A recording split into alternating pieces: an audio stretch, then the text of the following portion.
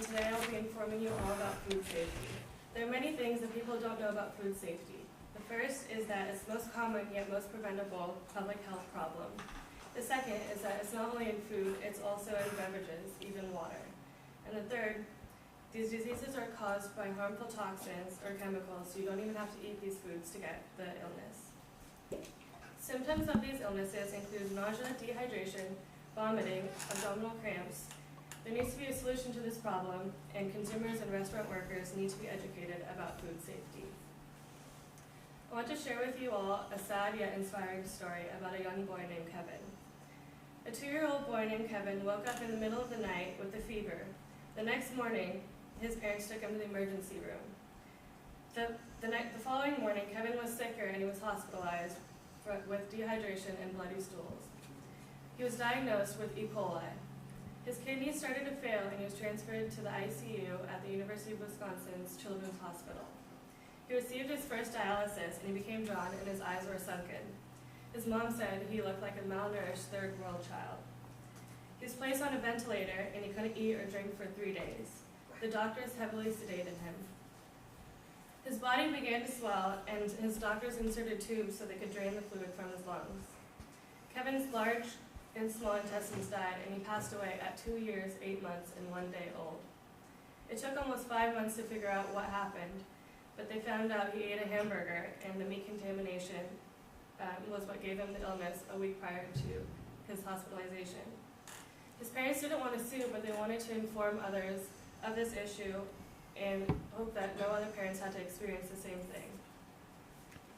Most of you are probably thinking that something like this couldn't happen to you, but there are 250 different foodborne diseases described, such as E. coli, salmonella, and hepatitis A.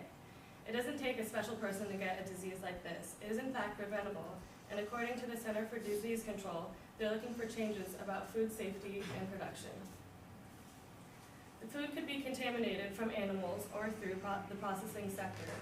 The way it's handled afterwards plays a huge role. It could be transferred through germs, through meat, poultry, and slaughtering process, or through workers, cooks, and waiters. It's caused by people not washing their hands or dealing with food products, raw food products, which is called cross-contamination.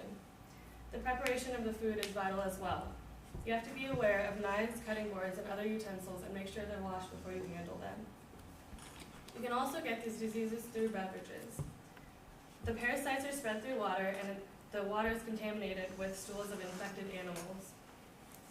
As gross as that might sound, foods that come in contact with contaminated water are prepped through the growth that could be contaminated with these parasites. Because diseases are preventable and the spectrum is changing, it's important to be updated on recalls and facts.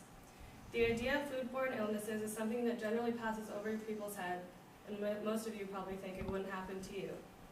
The Center for Disease Control estimates that 48 million people get sick, 128,000 people are hospitalized, and 3,000 die from these diseases each year. All it takes is one bite of food or a drink of water in which you didn't know was contaminated. When storing food, it's vital that all raw and cooked perishable foods are refrigerated or frozen. It's important to know how to prevent this problem. You should all wash your hands for at least 20 seconds and wash all the utensils you use before you eat anything.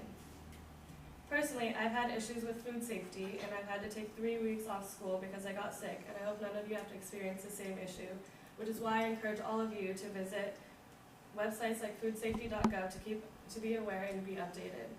They provide important information with recalls and ways to prevent this worldwide problem. Thank you.